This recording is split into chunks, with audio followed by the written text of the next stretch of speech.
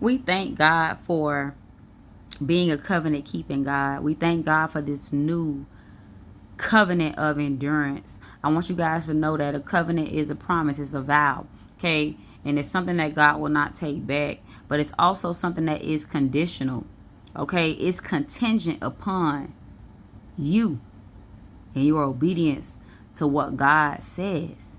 If you look throughout scripture, he says, if you do this, then I'll do this. If you do that, then I'll do this. See, it's a relationship. See, it's conditional. It's based upon what you do determines what God is going to do. But don't forget that God could always do whatever he want to do because he's God. Okay? So he'll bestow that grace and mercy upon you. He will. He'll break that law. He'll break his own law to do something for you. Yes, he will. If he see fit, because he's God.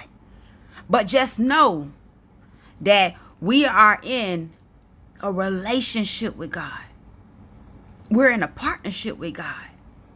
Okay? So we have to be obedient to what God will have us to do. If he say do this, I need you to for an example, I need you to consecrate yourself for 7 days. If we don't do it, then we miss what God has for us. It's a reason. See, it's always a reason behind what God asks or requires of us. It's always a reason.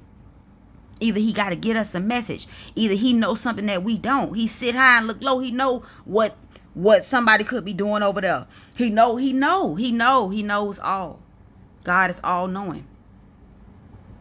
So when he asks you to do something, he needs you to do it.